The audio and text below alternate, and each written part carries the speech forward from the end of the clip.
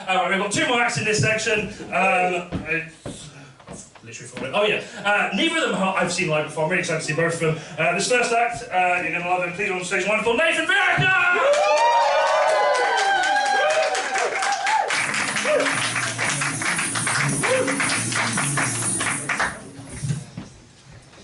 Hello. Hello. So we've got the Tory Party conference going on at the moment. Thank you. Fucking nice if it was that easy. I'm not saying that Liz Truss's so-called honeymoon period isn't going brilliantly. But in the space of her first month in office, she's already managed to kill the Queen and tank the pound. What am I saying? Of course, I think we can all agree that she's a pretty dreadful Prime Minister.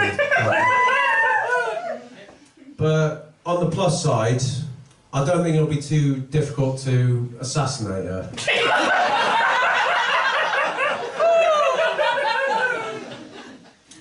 If you think about it, with most political leaders, you need some sort of rifle and also a fairly lax security service. But in the case of Liz Truss, all you're going to need to get rid of her is a block of cheese and a giant mousetrap.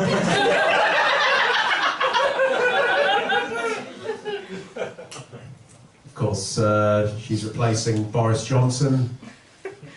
And I think the Boris Johnson scandal, of the numerous that there were, the one that really,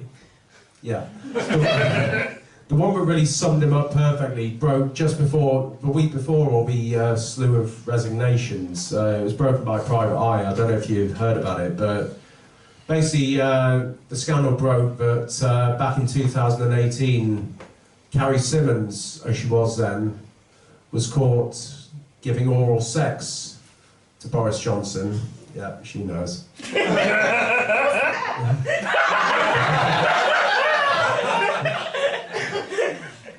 In his Westminster office, while he was still married to his ex-wife, who was battling cancer at the time. Now, despite all those disgusting details, I came away from that story having a sort of newfound respect for Carrie. Because I imagine that giving Boris Johnson a blowjob must be a bit like eating a fruit yoghurt that's been stuck at the back of a fridge for 6 years.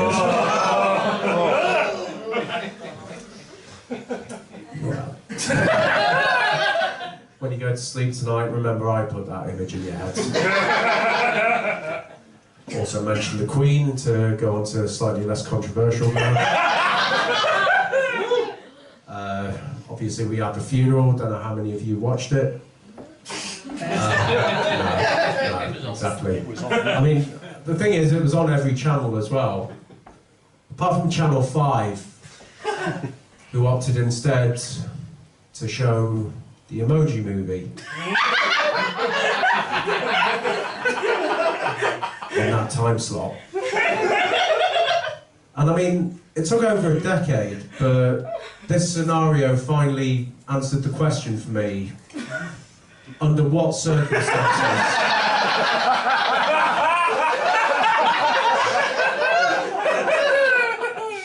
would I ever consider watching something that had James Corden in it?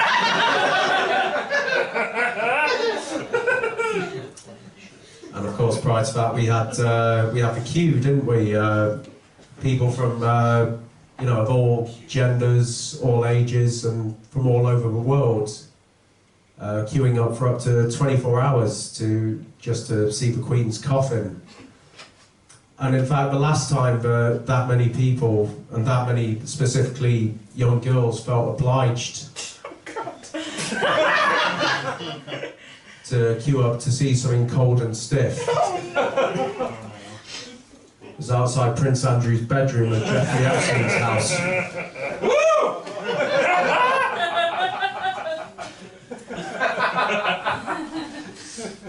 Still got colds. But yeah, I don't know if you can tell thus far, but I'm not really a fan.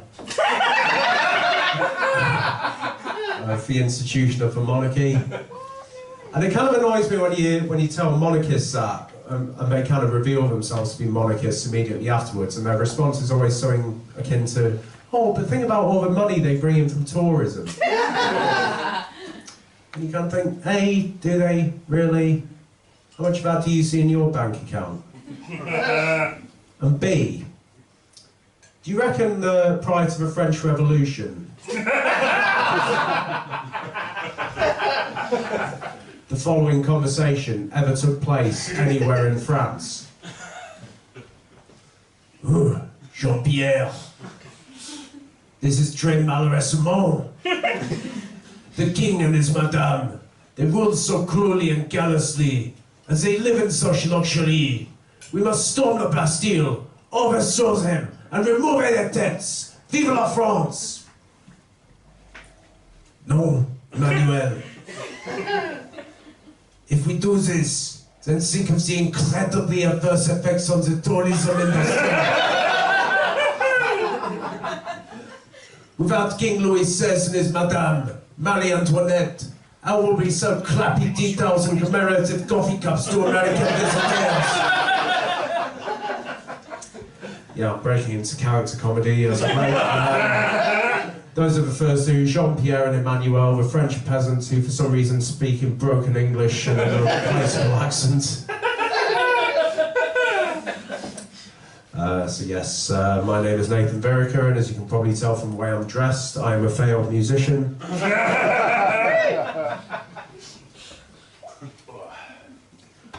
Don't know how many of you tonight have dreams of your own. I mean,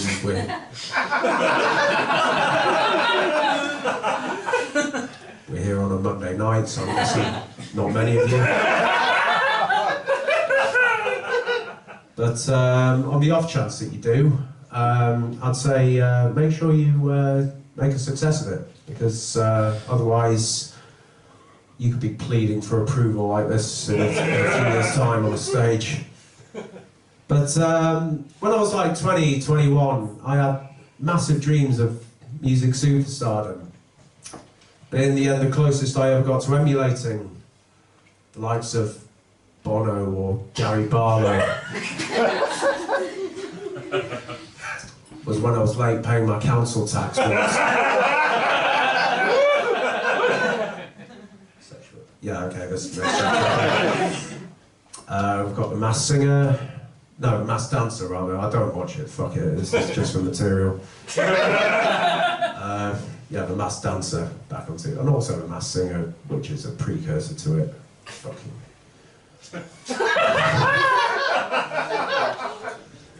don't know how many of you watch it. I sort of have to watch at least clips of it, sort of, well, for the purposes of material, really. But whenever I've seen sort of little snippets of it, it's always been Joel Dommett shilling it with the same line. He goes, "The greatest kept secret in television history."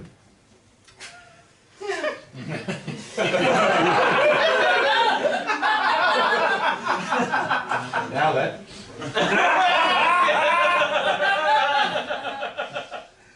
Yeah, I think Jimmy Savile's victims would probably beg to differ. Jimmy Savile, man.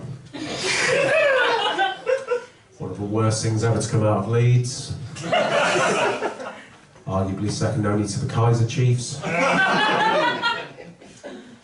And, but I'm a freelance writer by trade these days, and I've always sort of had a keen interest in history, so I often get fascinated by things like the derivations of company names. For instance, you know Hermes, right, the delivery company?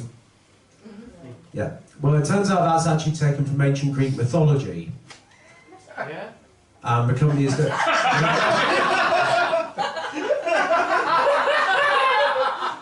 Let me set up a joke, please. And the company is named after Hermes, the Greek god of indiscriminately lobbing parcels.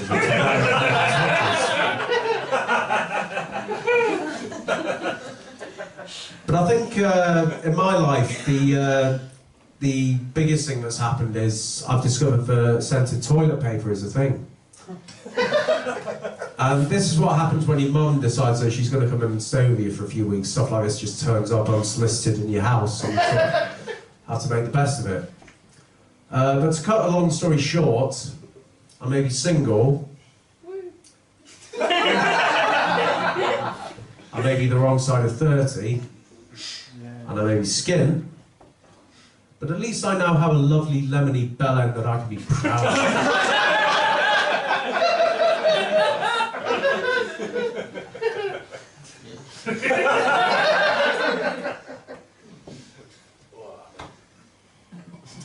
It's weird, it's not often you get an audience that find the setups funnier than the punchlines. Ah, that's why I love Manchester. Okay, I've got a couple more. Mostly about my life. I got a leaflet through the door the other day from my local takeaway. I've not tried it yet, but I've seen some good reviews and heard some good things about it. It's called Al Capone's Pizza.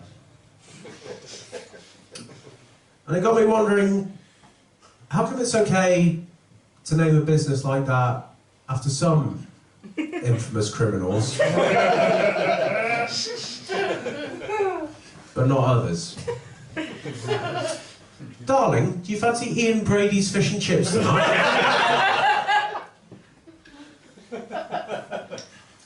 Yeah, I know, but we had Levi Belfield's burgers last weekend. Fine, Peter Tobin's tandoori it is. Got me thinking as well, the local chippy where I used to live in Essex for 10 years was called Churchill's.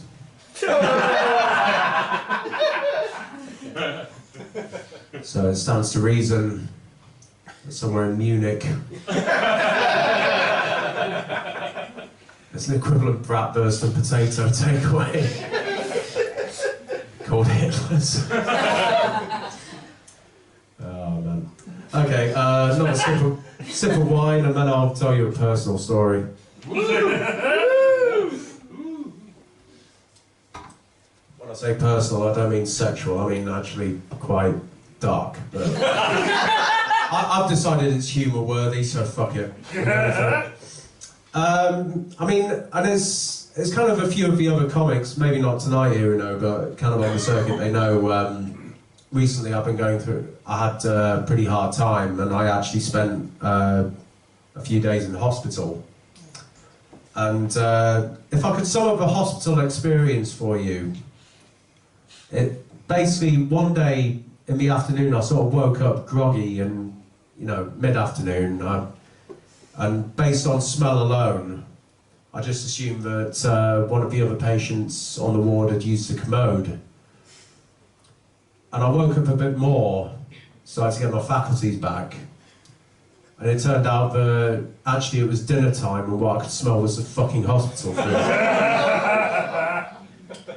And that was a genuine mistake I made. And in a cost of living crisis, being in hospital is the only time you're going to be offered a free hot meal. And it's going to elicit the response from you, I'm good, thanks, I've got some Monster Munch.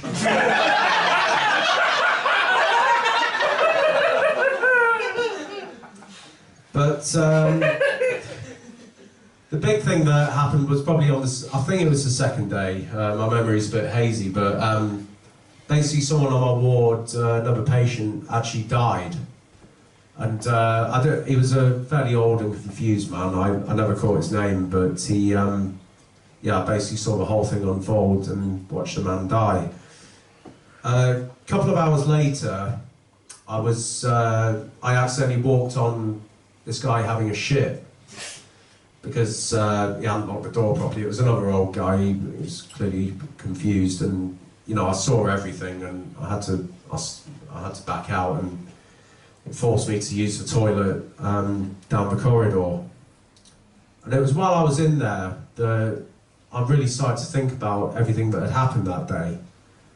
Not just the shitting man I'd just seen, but also the guy I'd seen die earlier, and the thought I couldn't think about anything else. And have you any idea how difficult it is to have a wank when you've got a cannula sticking out of your hand?